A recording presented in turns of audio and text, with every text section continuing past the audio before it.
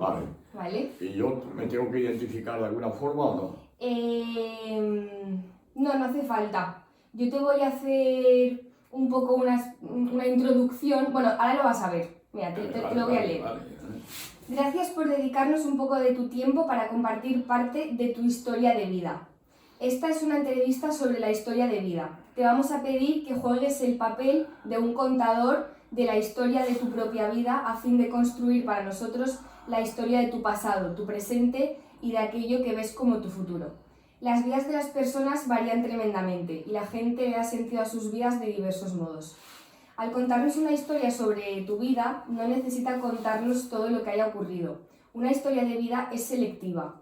Puede focalizarse en unos pocos acontecimientos, en algunas relaciones, en ciertos temas clave que repitan en la narrativa. Al contarnos tu historia de vida, debería concentrarse en el material de su vida que cree que es importante, de algún modo fundamental. Información sobre sí mismo y sobre su vida que dice algo significativo sobre usted y sobre cómo ha llegado a ser quien es. Su historia debería contar aquello que le hace parecerse a otras personas, así como aquello que le hace único. No intentamos encontrar qué hay de malo en usted, tampoco intentamos ayudarle a encontrar qué hay de inadecuado. La entrevista no debería ser vista como una sesión de terapia. O sea, no debería ser vista como una sesión de terapia, no lo es. Esta entrevista es solo para investigar propósitos y el único propósito es reunir datos concernientes a las historias de vida de las personas. La entrevista se divide en varias partes. Para completar la entrevista se dispone de 1 hora y media, que son 45 minutos, por lo que es importante que no nos estanquemos en las partes iniciales, especialmente en la primera, en la que le pediré que me proporcione un resumen general de su vida. La entrevista comienza con aspectos generales y se encamina hacia lo particular. Por tanto, no nos sentimos obligados a proporcionar muchos detalles en la primera sección, en la que solo le pediré dicho esbozo. Los detalles vendrán después. Yo le guiaré a través de la entrevista para que pueda finalizarla dentro del tiempo previsto. Pienso que se divertirá con la entrevista. Mucha gente lo hace. ¿Tiene alguna pregunta antes de empezar? No. Comencemos.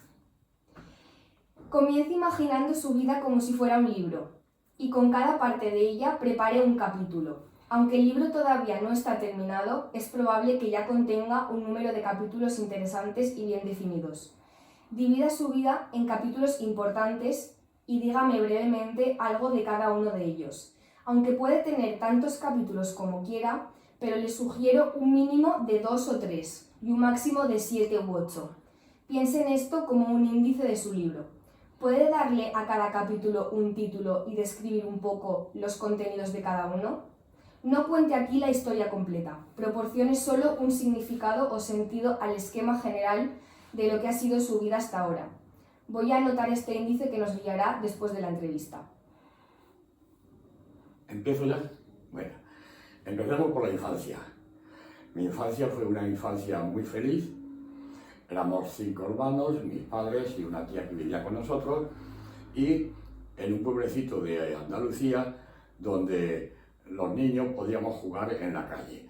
Prácticamente nos criábamos en la calle porque no había peligro entonces de coches ni de nada, ni teníamos que tener una familiar vigilando, ni nada, estábamos todos sueltos en la calle, jugando en la calle. Después mi juventud también fue feliz, aunque ya no tanto porque estuve interno en un colegio de los salesianos en Córdoba y prácticamente nos tirábamos todo el año allí. Entonces, ya ahí, estar separado de mi padre y del ambiente familiar, bueno, seguíamos teniendo esa unión, pero en cierto modo me acostumbró a vivir y a dependerme o defenderme por mí solo.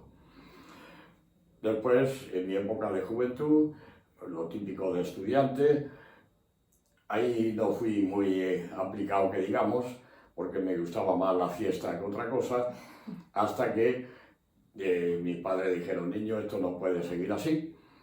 Entonces me puse a trabajar y después de una época de trabajo en Madrid, en Correos, hice la mili y ya me tuve que aplicar un poco y conseguí sacar unas oposiciones como funcionario del Estado. Ahí sí que cambió ya mi vida por completo, porque tuve la gran suerte que mi primer destino fue en la isla de La Palma. Mi destino era funcionario de la oficina de empleo, en aquella época INEM, y ahí tuve la gran suerte de conocer a la que después fue mi mujer. Y ahí ya mi vida cambió por completo y ahí sí que llegó la felicidad total. Por desgracia, esa felicidad, aunque ha tenido mucho tiempo, muchísimo, ya ha llegado el momento que ha terminado. Y el motivo de que ha terminado fue por el fallecimiento de mi esposa. A partir de ahí ya mi vida ya no es lo que era. Hace 1 año y pico que murió y ya mi vida sí que ha cambiado total. Ya no soy la persona que era. Ahora, bueno, pues digamos que soy un poco pues como un vegetal que vive por vivir y no tiene ilusión para nada. Eso en líneas generales, los espacios en que podemos dividir mi vida. Fenomenal, muy bien. Ahora me gustaría que nos centrásemos en 8 acontecimientos clave en su vida. Un evento clave es un acontecimiento específico, un incidente crítico, un episodio específico en su pasado, fijado en un tiempo y espacio concreto. Es un momento específico en su vida que destaca por alguna razón. Un momento concreto en un tiempo y espacio concreto en el que aparecen personajes, acciones, pensamientos y sentimientos concretos. Para cada momento describa en detalle lo que ocurrió, dónde estaba, quién estaba involucrado, qué hizo y qué estaba pensando y sintiendo durante la vivencia del suceso. Además, intente transmitir el impacto que este suceso clave ha tenido en su historia de vida y qué dice este evento sobre quién eres o fuiste como persona. Yo le iré preguntando sobre esto. Tiene que pensar si este evento le hizo cambiar de alguna manera y si es así, ¿cómo? Los 8 sucesos claves o episodios nucleares son: la primera, cuénteme, lo primero que quiero que me cuentes. Cuénteme ahora un punto culminante en su historia de vida, quizás el más elevado, el momento más maravilloso en su vida. Sería un momento en el que haya experimentado emociones extremadamente positivas, como alegría, felicidad o paz interior. El momento más clave de mi vida, lógicamente para mí, fue cuando conocí a la que después fue mi esposa. Aquello fue algo inesperado y no es la típica persona que conoce a una chica, va detrás de ella en tiempo, no. Aquello fue de golpe, sin esperarlo. Vivía entonces en la isla de La Palma, en un apartamento que casualmente acababa de alquilar hacía un par de días. En la parte de enfrente, que daba un patio interior, vi que vivía alguien. Entonces, como muy educado que he sido yo siempre, llamé a su puerta para presentarme como nuevo vecino. Y ahí fue donde conocí a mi mujer. Yo pensaba que era, pues no sé, un matrimonio que vivía allí, por la gran cantidad de maletas que tenía, que se veía desde el patio de luces. Y cuál fue mi sorpresa, decirme que no, que era enfermera, que era soltera, que acababa de alquilar ese apartamento, de ahí la gran cantidad de maletas y todo lo que había. Fue curioso porque habíamos estado viviendo en La Palma en una especie de hotel casi un mes y allí no llegamos a conocernos ni a vernos, nos vimos justo en el apartamento. Y bueno, entonces nos identificamos los dos y yo pues empecé ya a decir que bueno, que ya que vivíamos juntos, vivíamos como vecinos, que podíamos salir, que nos podíamos conocer y ahí empezó la gran ilusión de mi vida y de ahí ya no la dejé sola al momento. Yo dije, esta es para mí y no la dejaba ni un segundo. En cuanto ella terminaba sus turnos de trabajo y yo el mío, pues ya estábamos juntos, empezamos a salir, empezamos a convivir, hasta que al final dijimos, bueno, ¿para qué están pagando 2 apartamentos viviendo uno frente del otro? Pues ella dejó su apartamento y se vino a vivir conmigo. La primera convivencia, porque nosotros no tuvimos un noviazgo de esos de años ni nada de eso, nosotros fue verte, quererte y amarte. terminamos los dos decidiendo que estuvimos conviviendo juntos unos meses y la isla aquella pues era insoportable para nosotros, por lo pequeño que era, o porque no tenía el nivel de vida que nosotros deseábamos, y nos planteamos el tema de venirnos para la península lo antes posible. Afortunadamente para mi mujer consiguió el traslado rápido, cosa que para mí fue un martirio porque no lo conseguí hasta 1 año y pico después, lo cual nos obligó a vivir separados. Ella se vino a vivir a Alicante y yo me quedé solo allí en La Palma. 4 horas, 4 días que conseguía libre era coger avión y venirme para acá, o viceversa. Ella en cuanto podía cogía el avión y se venía para La Palma. Y ahí empezó nuestra gran relación y nuestra gran vivencia. Algunos me decían, porque una vez que nos vinimos para acá, decidimos casarnos, aunque habíamos estado viviendo juntos, pero por temas familiares y no familiares, por aquello de decidimos casarnos. Y algunos decían, pero si en realidad habéis convivido 4 o 5 meses nada más, porque había estado súper... Y yo decía, bueno, es que yo para saber lo que tengo que saber ya no necesito, ni necesito estar las 24 horas juntos. Yo esta es la ilusión de mi vida, la mujer de mi vida, y punto. Y así fue el tema. Muy bien. Vayamos ahora al otro extremo. Debemos intentar recordar un punto muy bajo en su vida, en la historia de su vida, el peor momento en su vida, en lo opuesto, por tanto, a la experiencia óptima. Intente recordar una experiencia específica en la que sintiera emociones extremadamente negativas, tales como desesperanza, desilusión, tristeza o culpa. No, desesperanza y desilusión no lo he tenido. Bueno, a lo largo de 45 años o más de matrimonio, lógicamente hay baches, hay malos momentos, ahí llegamos incluso hasta estar separados 2 veces, y yo decía, es que, y lo decían algunos amigos, lo vuestro es único. Hemos estado separados 2 veces, pues 1 año o más cada vez, y no hemos vuelto a juntar y no hemos vuelto a casar con la misma y con el mismo. Lo nuestro es único, porque si te separas, pues a lo mejor conoces a otra persona y te relacionas y te haces pareja o te casas con otra persona. No. Lo nuestro fue 2 veces separados, 2 veces juntos. Yo decía, yo me he casado 3 veces y siempre con la misma. Y decían, ¿y eso cómo es posible? Pues sí, así es. Sí. Mi vida ha sido así. Por lo tanto, los momentos más peores en mi vida ha sido cuando no he estado con mi mujer. O bien por el primero que he contado, de estar separado en la isla de La Palma, y después pues esos momentos malos de crisis que hay en todo matrimonio. Vale. Y ahora hábleme de un momento que le hizo cambiar de estilo de vida, quizás de domicilio, de país, un episodio en donde experimentase un cambio significativo en la manera de verse a sí mismo.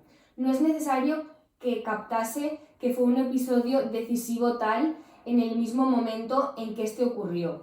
Lo que es importante es que ahora, retrospectivamente, vea el suceso como un momento decisivo o como mínimo, como simbolizando un cambio significativo en su vida. Bueno, momentos así de cambio en realidad no. Desde que conocí a mi mujer, ahí sí cambió de estar soltero y solo, además bastante joven. Al conocerla ahí fue un cambio radical, eso sí, se fue el cambio más fuerte, con fortuna y con felicidad. El segundo cambio ha sido terrible. Cuando la he perdido. Eso sí que ha cambiado totalmente mi vida. Y no le veo solución, porque algunos me dicen, chico, eso es el tiempo, y yo digo, no, para mí no hay tiempo. Y algunos dicen, tienes que animarte, tienes que, no sé, relacionarte con gente y ir intentando superarte. Y yo muchas veces lo pienso, digo, es que yo, en el fondo, con mi amargura, con mis recuerdos, soy feliz. No quiero olvidar nada. Lo quiero revivir cada segundo del día, porque por lo menos, ya que físicamente no la tengo, por lo menos tengo su recuerdo. Y eso para mí es imprescindible. Sí, sí. Vale, espera.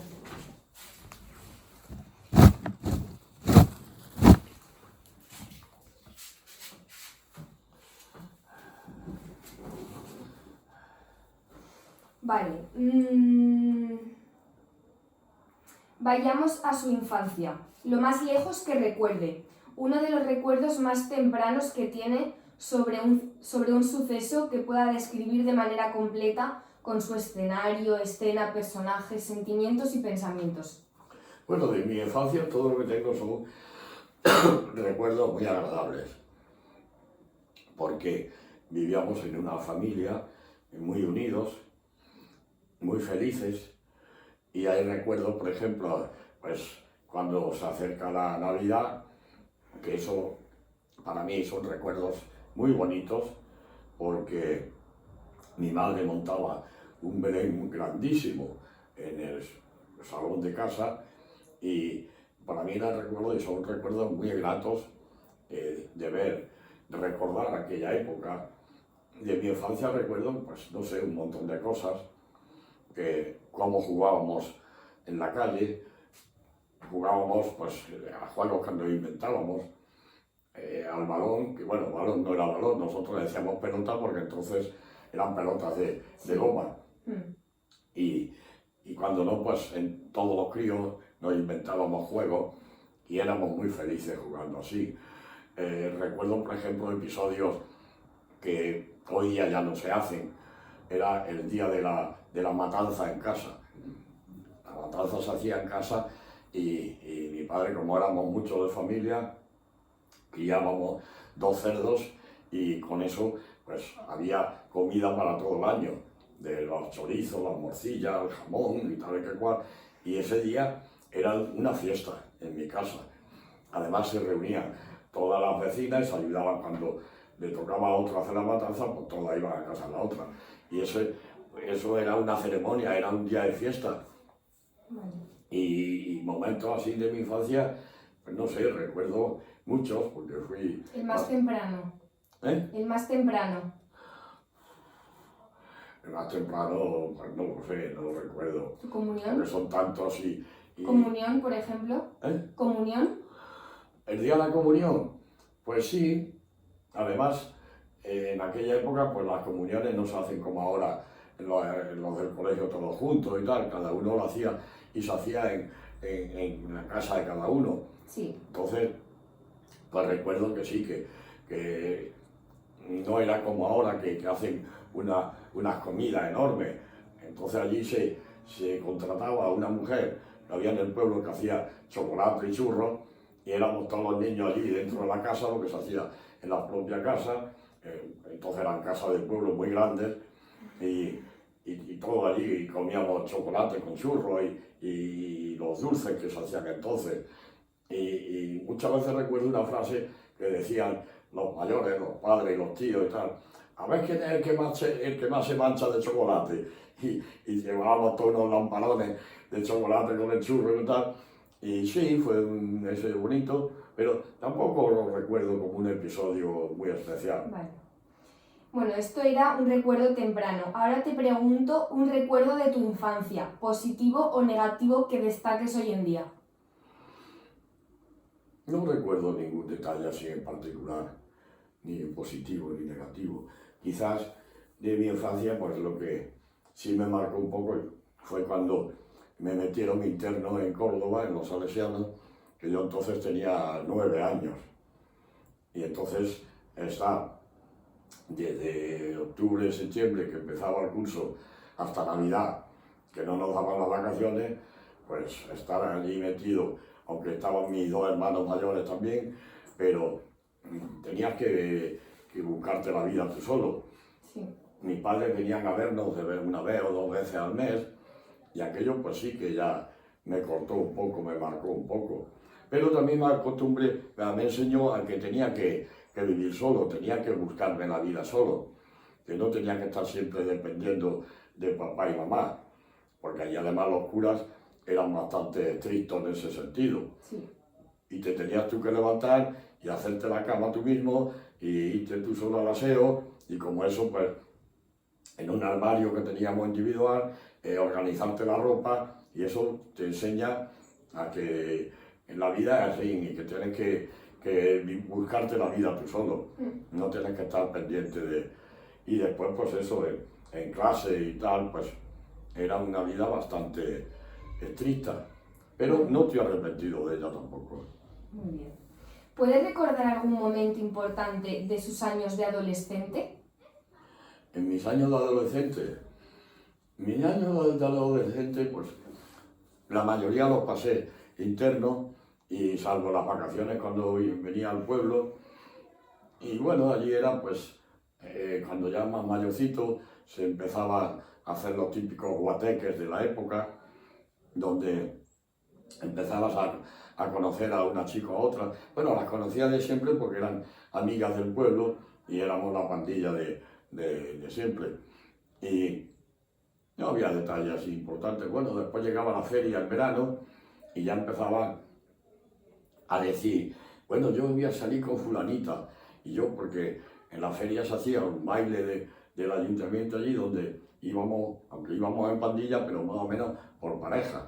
Y entre los amigos nos respetábamos mucho. Tú decías que ibas a salir con tal y nadie se te metía por medio, ni tú te metías en el terreno del otro. Incluso ahí tuve algún problema que otro con mi padre, porque era lo típico de los pueblos. En cuanto te veían 4 o 5 veces salir con la misma, ya empezaban que si estaba novio, que si dejaba de estar. Y enseguida mi padre, niño, que yo no quiero problemas porque el padre de ese es amigo mío y a ver si lo vamos a tener. Yo decía, papá, no, es que tú sabes que aquí en la feria lo hacemos así, cada uno va con su pareja, lo cual me obligó porque cada año cambiaba de pareja para evitar problemas. Yo decía, bueno, pues este año voy con fulana y el otro decía, yo con cetana y así cada año cambiaba de pareja. Vale, y ahora un recuerdo positivo o negativo que destaque en su vida a partir de los 21, en la adultez. A partir de los 21, bueno, más o menos, pues, no sé, el conocer a mi mujer, porque la conocí cuando tenía 26 años, o sea, que la conocí muy joven, ella también era joven, y ese ha sido el detalle más positivo de mi vida. El negativo, pues siempre hay algunos, por ejemplo, con el tema de los estudios, que era un desastre. Me tuve que presentar a varias oposiciones hasta que al final saqué en la que he estado toda la vida. Pero ahí tampoco era, porque yo no era gran estudiante y me dedicaba pues lo típico, por las tardes, noches, pues estaba afuera en una pensión, nos juntábamos los amigos, la pandilla, y ala, con la guitarra para arriba y para abajo y más de juerga que otra cosa. Hasta que llegó un momento que mi padre me dijo, niño, que ya he hecho segundo año de primero, porque repetí 2 veces en Derecho que estuve estudiando. Y me dice, que ya llevas 2 años de primero, así que aplícate y déjate de tanta guitarra y tanta fiesta de noche y de tanta historia. Y así fue. Al final, después de preparar unas oposiciones que no saqué, me tenía la mili por medio y le dije a mi padre, mira, yo me voy a ir a la mili, me quito la mili y después pues ya veremos, me busco trabajo, lo que sea. Y así fue. Me fui a la mili, cuando salí de la mili, mi hermano que entonces trabajaba en Madrid en Correos, me buscó trabajo de interino y ahí estuve hasta que salieron estas oposiciones, las aprobé, afortunadamente para mí, y a partir de ahí pues ya mi vida cambió totalmente. Y finalmente, ya estamos en el 8º, ¿puede añadir otro suceso particular de su pasado que destaque hoy en día? Podría ser de hace mucho tiempo o de hace poco. Puede ser positivo o negativo. Pues es que prácticamente ya he dicho toda la historia de mi vida.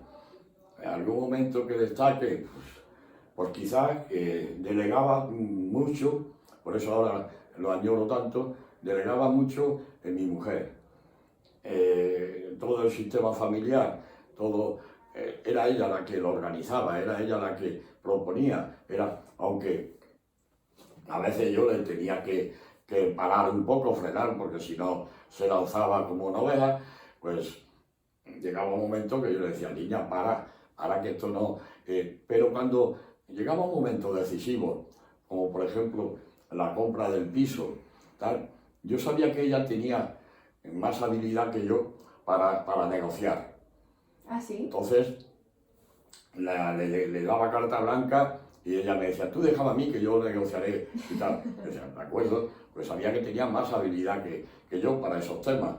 Y efectivamente, afortunadamente, todo nos salió muy bien y decidimos, un momento decisivo también fue cuando, ahí tomé yo la decisión personal. Cuando tuvimos un hijo, entonces decidimos tener uno nada más. Y yo vi que mi mujer pasó un embarazo bastante puñetero, bastante mal, y yo dije, pues vamos a tener uno y punto. Claro, ¿cómo conseguir, jóvenes los dos, no tener nada más que un hijo?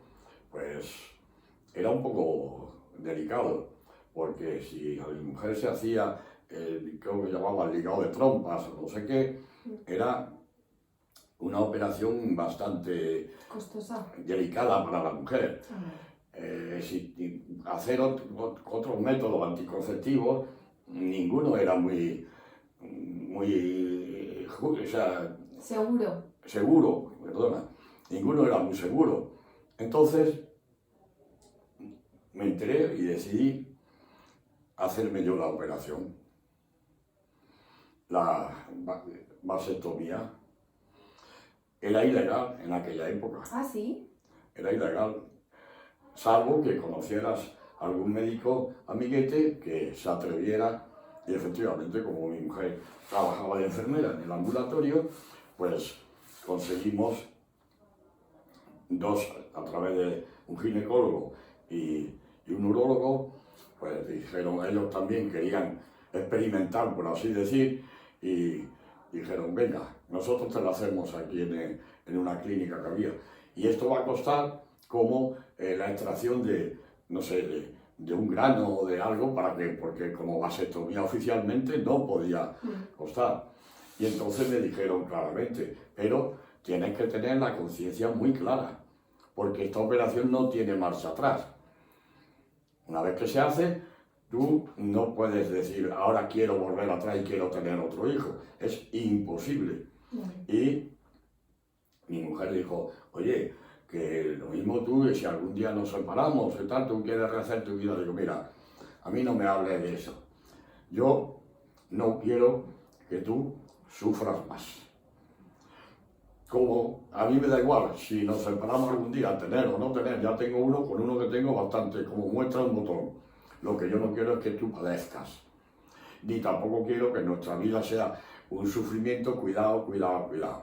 Y entonces fui yo el que dije, venga, adelante.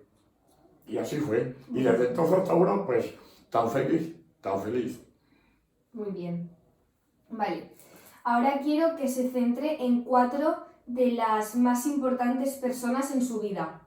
Ellos pueden ser, pero no necesariamente estar limitados a padres, hijos, hermanos, cónyuges, amantes, amigos, profesores, colaboradores. Al menos una de las personas seleccionadas debería ser alguien con quien no está relacionado familiarmente o de manera cercana en la actualidad. Por favor, especifique la clase de relación que tuvo o tiene con cada persona y de qué manera él o ella ha tenido un impacto en su vida, en su historia de vida.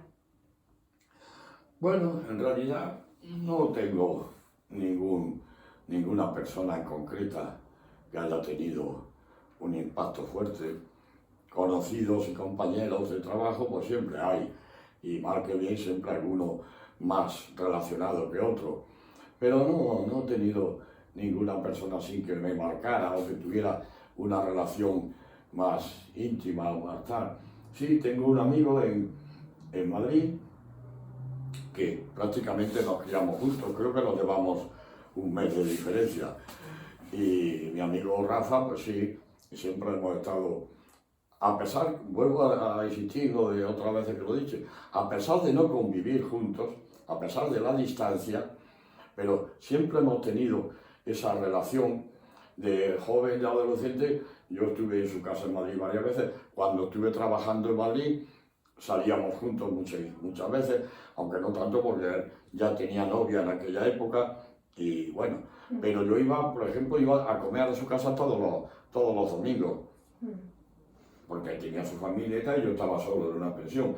Y yo todos los domingos iba a comer a su casa. Quizá haya sido la persona con la que más relación he tenido. Sí, pero aquí me dice que me digas 4 personas y una, o sea, 4 personas de lo que quieras, de familia, de hijos, de amigos, pero una que no sea, que no tengas relación directa. O sea, una puede ser tu amigo, con el que hacía tiempo que no le ves, y otras 3. Pues no tengo ninguna persona que haya tenido una relación más directa. Ya te digo, salvo compañeros de trabajo, que tampoco hemos tenido una gran relación, salvo las 7 horas de estar juntos, no he tenido sin gran no, es que no puedo destacar a nadie porque no he tenido esa relación. Pero por ejemplo sería tu mujer, tu bueno, hijo, sí, eso sí, y tu hermano. mi hijo por supuesto, eso es el amor de mi vida, eso es imprescindible. Ahora tengo a mis nietos, 2 nietos, que sí, que tienes ese amor especial por los nietos, y mi mujer, eso ya, por supuesto, eso no hay que decir, que nombrarlo. Bueno, mis padres, pues sí, claro, eso siempre están ahí o han estado. Mis hermanos, igual. Pero decía alguna persona en concreto, en la que está, o 3 personas en concreto, mi hijo, mi mujer y mi nieto, y mi sobrina, ya van 4, mi sobrina de mi alma, que me la crié yo, eso es imprescindible. Mi sobrina María. Vale. Una vez ha hablado sobre su pasado y su presente, ahora considere su futuro. ¿Cuál podría ser el guión o plan de lo que va a ocurrir próximamente en su vida? Describa su plan presente o sueño para el futuro y diga entonces de qué modo podría ser. Podría ser creativo y o hacer una contribución positiva a otras personas. Bueno, mi futuro ahora sí que ya está. No tengo ilusión en nada del futuro, pero en nada. Entonces, ¿qué espera del futuro? Pues sobrevivir, aguantar, llevar una vida lo más sana posible, no caer en una depresión que sería terrible, y mantenerme. A veces digo, hago vida de vegetal, porque ahí estoy, vivo porque tengo que vivir, como porque tengo que comer, y me mantengo pues para mis familiares, para mi hijo, para mis nietos y para mi sobrina. Para mi sobrina, a la que adoro. Y futuro no tengo ninguna ilusión de futuro, ni espero que haya ningún gran cambio. Eso es curioso, cuando estabas casado, pues siempre mirabas a alguna, yo nunca he sido de salir solo por ahí, siempre hemos salido, mi mujer y yo juntos, nunca he tenido, salvo, pues, no sé, alguna cosa de compromiso, alguna cena de trabajo, de empresa, que en cierto modo estaba obligado a ir, porque mi relación en Benidorm socialmente ha sido muy fuerte, como director de la oficina de empleo que era, pues relación tanto con trabajadores como con empresarios, y las pocas veces que he salido solo a cenar, por ejemplo, ha sido por compromiso con un empresario, pero el típico tío que va por ahí a ver si liga, a ver si ahora que mi mujer no está, a ver si tal, nunca lo he deseado. Y ahora que lo podría hacer, no me apetece en absoluto. Antes, es curioso porque antes, tanto mi mujer como yo, nos acostábamos muy tarde, estábamos en casa, estábamos por ahí, lo que sea, y nos acostábamos muy tarde, a las 12 o la 1 o más, y sin embargo ahora, a las 10:30 o a las 11 estoy en la cama. Yo no tengo ilusión de hacer ninguna otra cosa. Vale. Hasta este punto de la entrevista probablemente ya haya mencionado algunas áreas problemáticas de tu vida. Ahora considere con detalle 2 áreas en su vida donde actualmente esté experimentando al menos un aspecto de los siguientes: estrés o tensión significativo, un importante conflicto, un problema difícil o un desafío que debería ser abordado. Hábleme un poco de ello. Bueno, cuando estaba en activo, porque ya llevo jubilado 6 años, cuando estaba en activo, pues siempre había los problemas de trabajo. Sobre todo, mi trabajo era muy relacionado socialmente con las personas y tenía que atender casos bastante fuertes de personas que tenían una debilidad, pues lógico, la persona que se había quedado sin trabajo y venía a la oficina y venía pidiéndote casi por favor que le buscaras trabajo.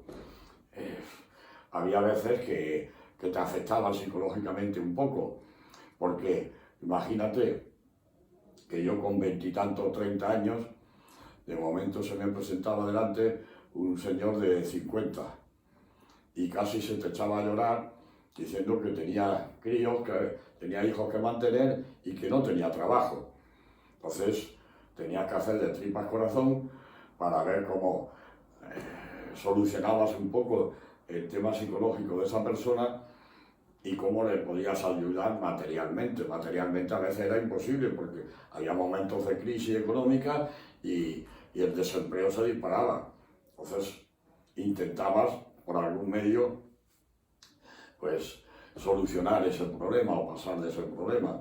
Yo recuerdo una anécdota que la he comentado en algunas ocasiones, que me llaman a la puerta del despacho y me entra un señor pues con esa condición de 50 y tantos años y yo joven, y me cuenta su problema, que tenía varios hijos, que se había quedado sin trabajo, que se le terminaba la prestación de desempleo y que no podía, y que él me decía que él no servía para robar ni para hacer ninguna cosa de esa, él quería trabajar. Y el buen hombre se me echa a llorar. Entonces, afortunadamente en aquella época, digo afortunadamente porque yo soy un vicioso del tabaco, en aquella época todavía se podía fumar en la oficina. Entonces lo único que se me ocurre es preguntarle: ¿usted fuma? Sí. Ahora, pues sacar el paquete de tabaco y ofrecerle un cigarro. Y dije: venga, fúmese el cigarro tranquilamente, que voy a salir fuera a hablar con los compañeros a ver qué podemos hacer. Me salgo para afuera y aquellos que vieron el tema, digo: menudo marrón me ha caído. Y estuve 1 minuto o 2 haciendo el paripé. Yo sabía que no había puesto de trabajo en ese momento. Y bueno, me vuelvo para adentro, el hombre ya se había fumado su cigarro, se había tranquilizado un poco. Digo: mire, afortunadamente ahora mismo no tenemos nada, pero vamos a hacer una cosa. Usted venga todos los días a hablar conmigo y a ver si entre un día y otro conseguimos algo. El hombre se fue tan tranquilo. Al día siguiente vuelve y me dice: mire, vuelvo para darle las gracias. Digo: ¿las gracias de qué? Si no he conseguido solucionar nada.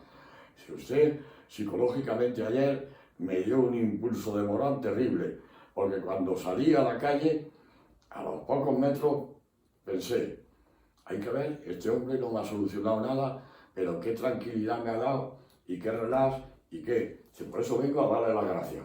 Me ha dado usted ánimo y ya estoy todos los días en la calle buscando trabajo con ánimo y con tal y que cual. Ahora, no volvió más, seguramente consiguió trabajo por su cuenta, pero dije: bueno, pues mira, gracias al tabaco he solucionado un problema. Sí. O sea que, episodio así no recuerdo la otra parte de la pregunta, era de estrés, un importante conflicto o un problema o un desafío que debería ser abordado? Bueno, conflicto y tal, salvo los momentos de crisis en el matrimonio que ha habido, no he tenido grandes conflictos.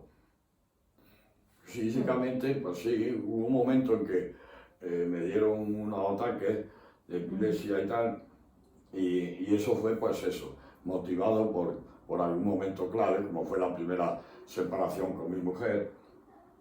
Afortunadamente no me ha dado una vez o dos cuando, por desgracia, el médico no me informó de la enfermedad que padecía mi mujer, pero por otro aspecto no tengo así ningún momento que...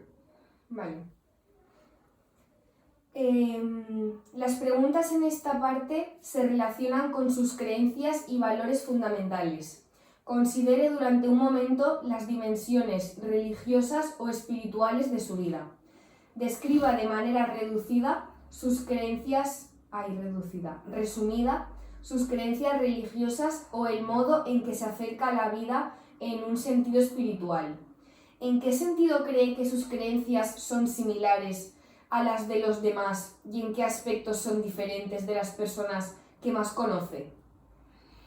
Bueno, mis creencias religiosas, por ejemplo, pues me crié en una familia muy religiosa, sobre todo mi madre,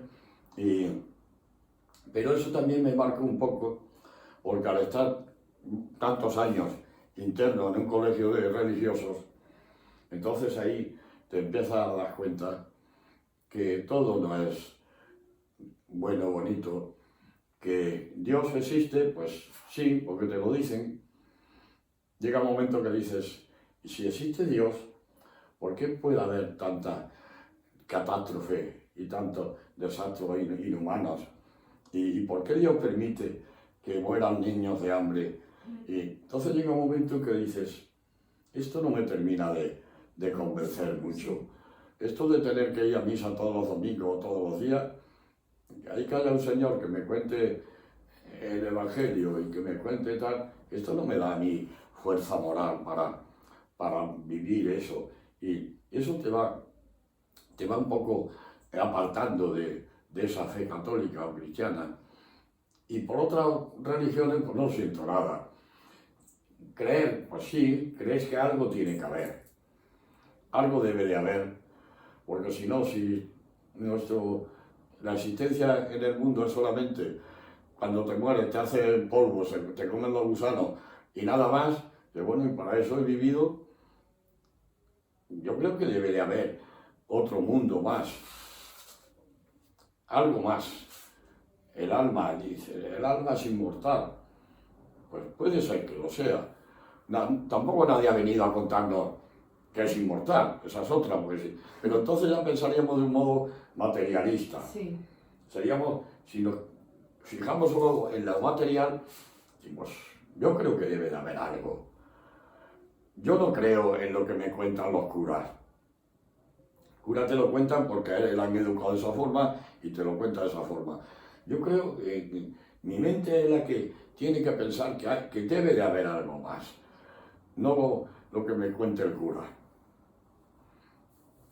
Vale. ¿Diría que sus creencias religiosas o espirituales han cambiado a lo largo del tiempo o se han mantenido igual toda su vida? No, han cambiado totalmente. No era lo mismo de pequeñito que te educaban y tenías que ir a misa todos los domingos y teníamos que comulgar y en Semana Santa tenías que hacer no sé quinto. Estaban después los famosos ejercicios espirituales que te tiraban una semana ahí de tarde. Eso ha cambiado totalmente. Eso ya para mí no existe. Para mí no existe. Para mí existe mi creencia personal, no lo que la Iglesia programa y dice, porque es que los mismos curas te hacen perder la fe en ese sentido. Porque si yo estaba interno y aquel que hacía la misa y te daba la hostia para comulgar, a la media hora te daba la hostia en la cara para no comulgar, decían, joder, macho, este es el cura que tanto te habla del amor y del amor, pues menuda hostia va a pegar. Si eso es el amor que me proclaman esto, prefiero que me hablen de otra cosa. Entonces, eso a lo largo de tu vida va cambiando. Sí. Cuando ves después el comportamiento de mayor de esa persona, que no tiene por qué afectarte, porque dices, bueno, a fin de cuentas este es un hombre o una mujer igual que yo. Allá ellos. ¿Qué pasa? Se puede. No, no se puede, cariño.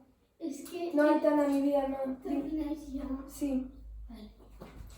Vale, ¿cómo se acerca a los temas políticos y sociales? ¿Tiene algún punto de vista político particular? ¿Hay causas concretas con las que se sienta más implicado? Sí, sí. Aunque no estoy sujeto a ningún grupo político, ni estoy afiliado a ninguno, mi mentalidad política, eso no me la cambia nadie. Mi mentalidad política es totalmente de derechas. ¿Y por qué? Porque lo he vivido siempre así.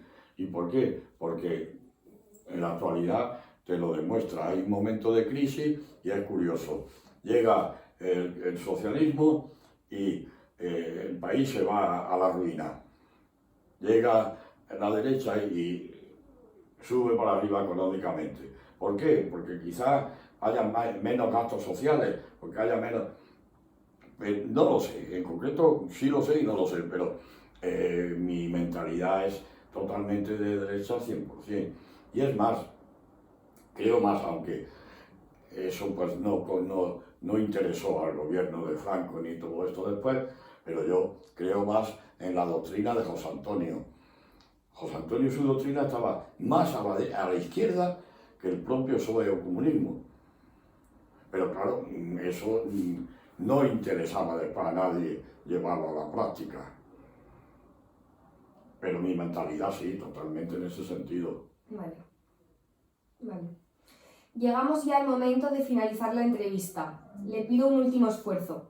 Me gustaría que mirase hacia atrás y contemplase toda su historia de vida, identificando, si puede, un tema central, mensaje o idea.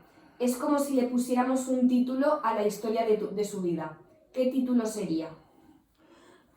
El título, eso es difícil, pero si miro hacia atrás, no me arrepiento de nada de lo que he hecho, en absoluto. Laboralmente he sido muy feliz trabajando en el puesto que me tocó o que me gané. Y entonces no me arrepiento en absoluto de mi tema laboral. Es más, mi mujer y yo decíamos, porque los dos teníamos un puesto de trabajo bastante delicado, ella como enfermera y yo como director de empleo, que cuando llegábamos a mediodía a casa tomamos el acuerdo de decir, se ha cerrado el kiosco y aquí no se habla ni de tu trabajo ni del mío. Totalmente prohibido hablar en casa. Y así lo llevamos y así lo cumplimos. Título de mi vida, pues no sé qué título ponerle, que levanté, que siempre puedo ir con la cabeza bien alta, que nunca me he manchado de nada. Y hay un lema que me dijo al primer empresario, que era también funcionario del antiguo sindicato, lo conocí por relaciones profesionales, y como él era empresario en Benidorm, tenía varios hoteles y había estado muy metido en el tema social de Benidorm, y me dijo a mi mujer y a mí, nos dijo, que no os manche el barro de Benidorm. Ojo, que aquí os pueden ofrecer muchas cosas en bandeja, pero cuidado. Y nos repitió que no os manche el barro de Benidorm. Y cuando me jubilé, a los compañeros y amigos que habían presentes en la comida, le conté esta anécdota y le dije, y me retiro con la cabeza bien alta de que no me ha manchado el barro de Benidorm. Quizás pueda ser su título, por decir algo. Sí, muy bien. Vale. ¿Hay algo más que me quiera contar y que no me haya dicho aún? ¿Hay algo más que yo debería conocer para comprender mejor su historia de vida? Pues no, porque yo creo que poco más o menos se lo he contado todo. A la que conozca mi historia de vida, Pues mira, en la ilusión que pusimos mi mujer y yo cuando conocimos a nuestra querida sobrina. Y no sé qué más. No sé qué más. Vale. Muchas gracias por su colaboración. Es muy importante para mí haber hecho esta entrevista, que me ayudará mucho en mi formación como trabajadora social. Ya. Muy bien. Ya está. A ver, ¿qué te tengo que firmar?